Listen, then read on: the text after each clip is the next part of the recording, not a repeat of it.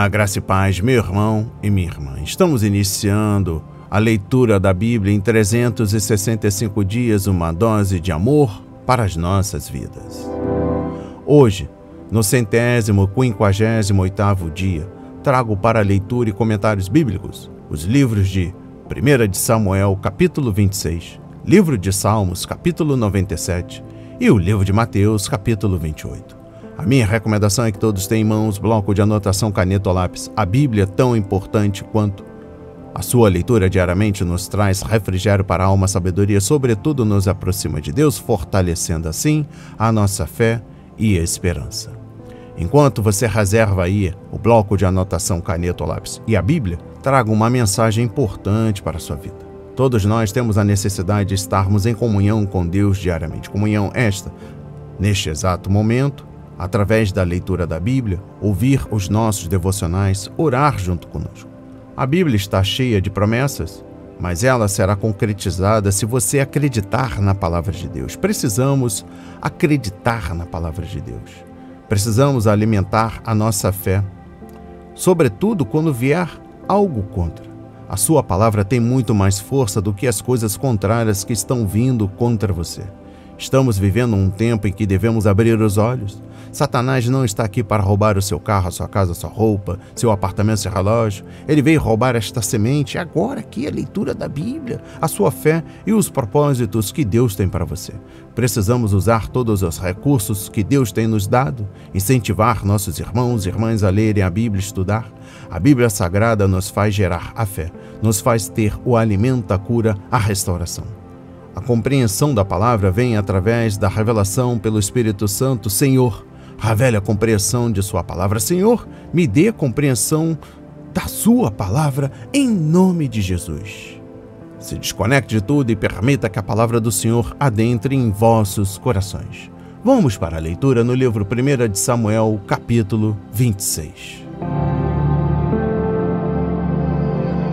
Outra vez Davi poupa a vida de Saul. Os zifeus foram falar com Saul em Gibeá e disseram: não é verdade que Davi está escondido no monte Áquila, em frente de Gesimom?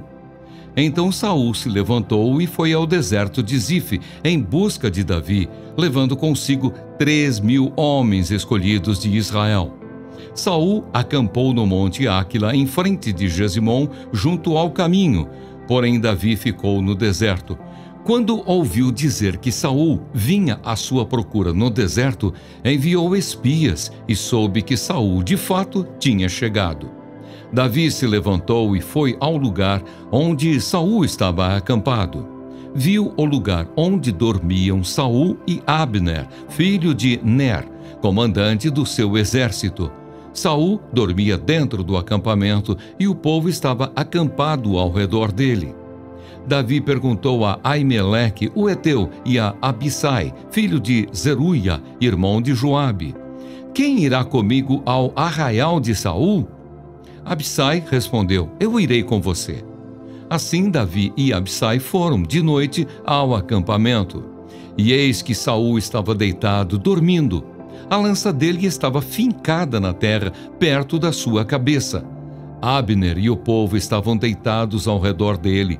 Então Abissai disse a Davi: hoje Deus entregou o seu inimigo nas suas mãos. Deixe que eu vá agora encravá-lo com a lança ao chão com um só golpe. Não será preciso um segundo golpe. Davi, porém, respondeu a Abissai: não o mate, pois quem pode estender a mão contra o ungido do Senhor e ficar inocente? Davi continuou: tão certo como vive o Senhor Deus, ele mesmo o matará. Ou chegará o dia de sua morte, ou indo para a guerra, será morto em combate. O Senhor me livre de estender a mão contra o seu ungido. Agora, porém, pegue a lança que está perto da cabeça dele e o jarro de água e vamos embora. Então Davi pegou a lança e o jarro de água que estava perto da cabeça de Saul e eles foram embora. Ninguém viu, nem ficou sabendo, nem acordou. Todos dormiam porque havia caído sobre eles um profundo sono vindo da parte do Senhor.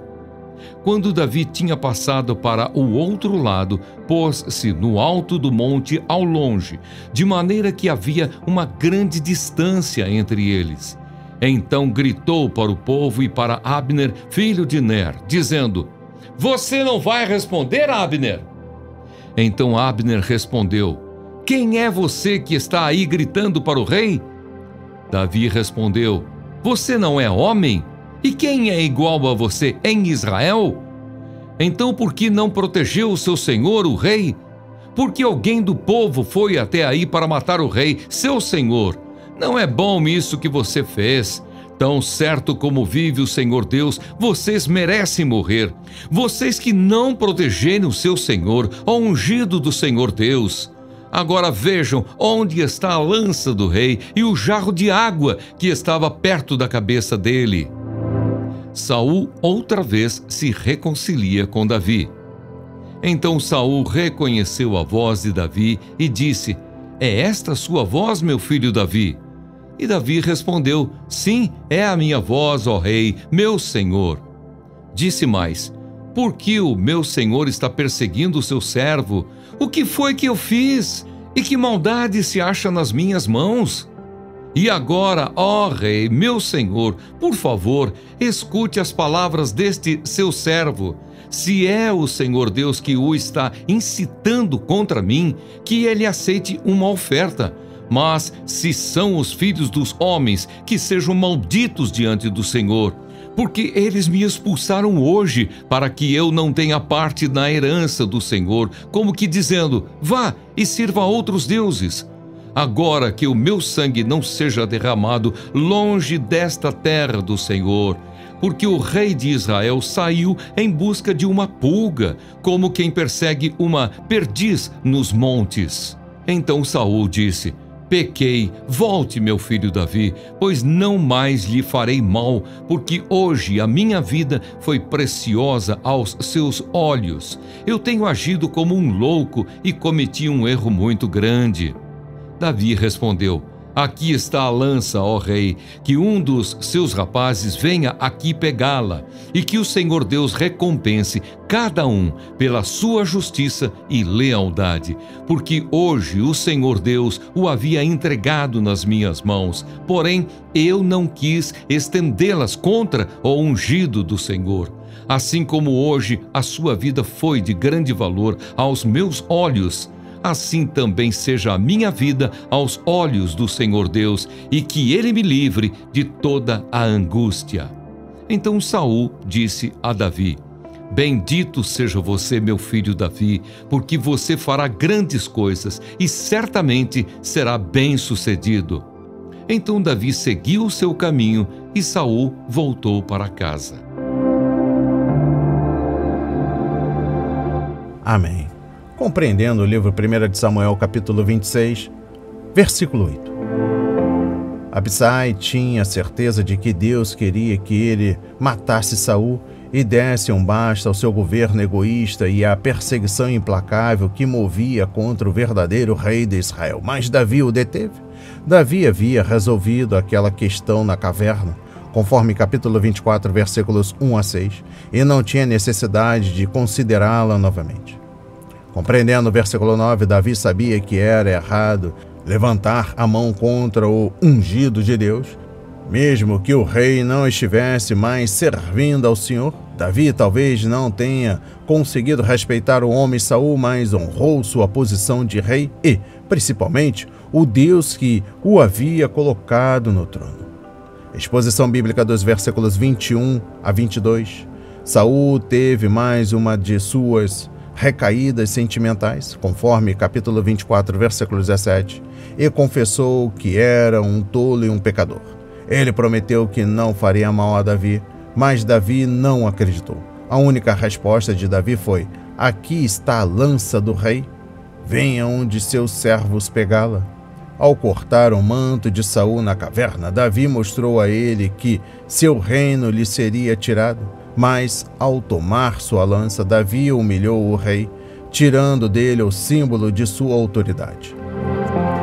Compreendendo o versículo 24, Davi poupou a vida de Saul por 2 vezes e soube que o Senhor iria recompensá-lo pelo que havia feito. Salmos 7, versículo 8. Mas Davi não esperava que Saul valorizasse sua vida como ele havia valorizado a dele, porque sabia que não podia confiar no rei. Em vez disso, Davi pediu ao Senhor que o recompensasse com proteção e segurança, assim como ele havia protegido Saul. Referência a Salmos 18, versículos 20 a 27. E eu encerro a compreensão do livro 1 de Samuel, capítulo 26, com a compreensão do versículo 25. Estas são as últimas palavras registradas de Saul para Davi, uma declaração que afirma a grandeza dos feitos de Davi e a certeza de sua qualidade de rei. Os 2 homens partiram, Saul para a desgraça definitiva e a morte, e Davi para a maior glória e vitória. Um dia Davi se lembraria desses anos difíceis e veria em sua experiência dolorosa somente a bondade e a misericórdia do Senhor.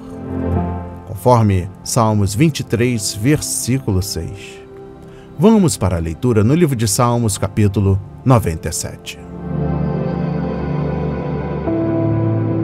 A majestade e o domínio de Deus. Reina o Senhor. Alegre-se a terra, exultem as muitas ilhas. Nuvens e escuridão o rodeiam. Justiça e juízo são a base do seu trono. Adiante dele vai um fogo que consome os inimigos ao seu redor. Os seus relâmpagos iluminam o mundo. A terra os vê e estremece. Os montes se derretem como cera na presença do Senhor de toda a terra. Os céus anunciam a sua justiça e todos os povos veem a sua glória. Sejam envergonhados todos os que adoram imagens de escultura, os que se gloriam de ídolos. Todos os deuses prostrem-se diante dele. Sião ouve e se alegra. As filhas de Judá exultam por causa da tua justiça, ó Senhor.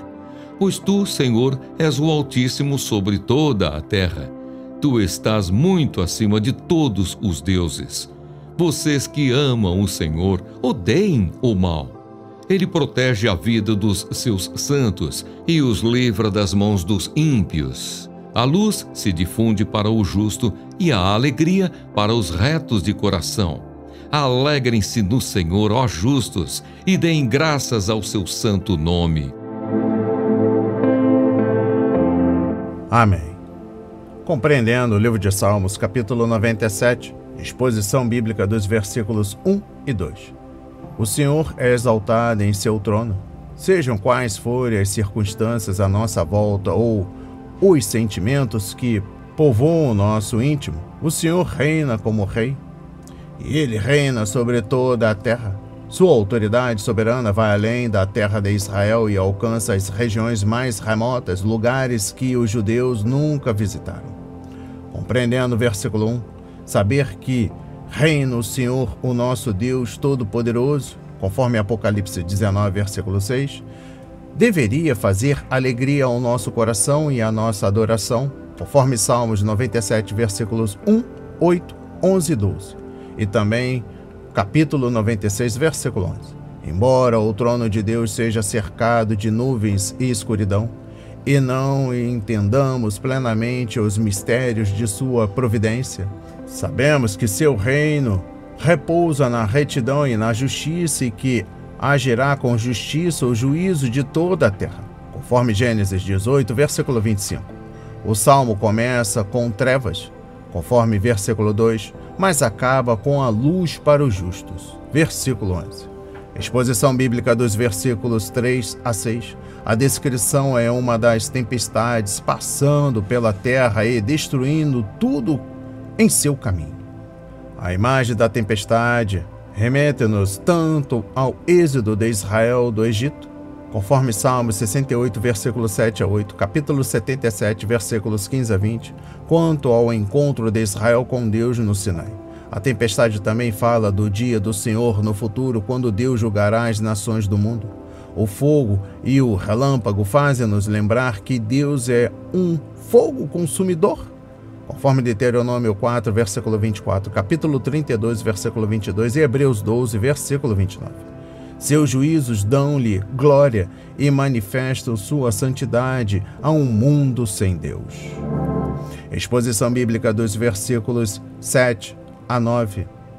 No Antigo Oriente Próximo, quando uma nação conquistava outra, o povo interpretava a vitória como se os deuses do povo vitorioso fossem maiores que os dos derrotados. Mas os judeus foram ensinados que o Senhor era o Deus de toda a terra e que os ídolos não eram nada, conforme capítulo 95, versículo 3 e capítulo 96, versículo 5. As vitórias de Deus sobre as nações idólatras envergonharam os ídolos e os seus adoradores pagãos. Não é de admirar que o povo de Israel tenha se alegrado, pois as vitórias de Deus eram provas de que somente Ele é o Altíssimo sobre toda a terra, conforme capítulo 97, versículo 9 e capítulo 83, versículo 18. As pessoas hoje podem não se curvar diante de ídolos feitos pelos homens, mas há, sem dúvida, muitos falsos deuses para elas adorarem. Dinheiro, poder, posse, sexos, prazeres, reconhecimento, pois aquilo a que as pessoas servem e pelo que se sacrificam, isso é o que elas adoram, conforme Mateus 4, versículo 10. E eu encerro a compreensão do livro de Salmos, capítulo 97, com a exposição bíblica dos versículos 10 a 12. Neste parágrafo, o povo de Deus é chamado de fiéis ou os retos de coração. E esses títulos falam de uma vida dedicada a Deus. Devemos amá-lo, obedecer-lhe, odiar o mal, alegrarmos-nos com ele e dar graças ao seu nome por todas as suas misericórdias. Afinal, ele protege seu povo, livra-o, dá-lhe luz ao longo do caminho e põe alegria em seu coração. O que mais esse povo poderia querer? Vamos para a leitura no livro de Mateus, capítulo 28. A ressurreição de Jesus. Passado o sábado, no começo do primeiro dia da semana, Maria Madalena e a outra Maria foram ver o túmulo. E eis que houve um grande terremoto, porque um anjo do Senhor desceu do céu e, aproximando-se, removeu a pedra e sentou sobre ela. O aspecto dele era como um relâmpago, e a sua roupa era branca como a neve. E os guardas, com medo do anjo, tremeram e ficaram como se estivessem mortos. Mas o anjo, dirigindo-se às mulheres, disse: Não tenham medo. Sei que vocês procuram Jesus que foi crucificado. Ele não está aqui. Ressuscitou, como tinha dito. Venham ver onde ele jazia. Agora vão depressa e digam aos seus discípulos que ele ressuscitou dos mortos e vai adiante de vocês para a Galileia. Lá vocês o verão. É como acabei de dizer a vocês. E retirando-se elas apressadamente do sepulcro, tomadas de medo e grande alegria, correram para anunciar isso aos discípulos. E eis que Jesus veio ao encontro delas e disse: Salve! E elas, aproximando-se, abraçaram os pés dele e o adoraram. Então Jesus lhes disse: Não tenham medo. Vão dizer aos meus irmãos que se dirijam a Galileia, e lá eles me verão. Os judeus subornam os guardas. E enquanto elas iam, eis que alguns da guarda foram à cidade e contaram aos principais sacerdotes tudo o que havia acontecido. Reunindo-se eles em conselho com os anciãos, deram grande soma de dinheiro aos soldados, recomendando-lhes: Digam isto: os discípulos dele vieram de noite, enquanto estávamos dormindo, e roubaram o corpo. E se isto chegar ao conhecimento do governador, nós o convenceremos e faremos com que vocês não tenham maiores preocupações. Os soldados receberam o dinheiro e fizeram como tinham sido instruídos. Esta versão se espalhou entre os judeus até o dia de hoje. A grande comissão. Os 11 discípulos partiram para a Galileia, para o monte que Jesus lhes havia designado. E quando viram Jesus, o adoraram. Mas alguns duvidaram. Jesus, aproximando-se, falou-lhes dizendo: Toda a autoridade me foi dada no céu e na terra. Portanto, vão e façam discípulos de todas as nações, batizando-os em nome do Pai, do Filho e do Espírito Santo, ensinando-os a guardar todas as coisas que tenho ordenado a vocês. E eis que estou com vocês todos os dias até o fim dos tempos. Amém.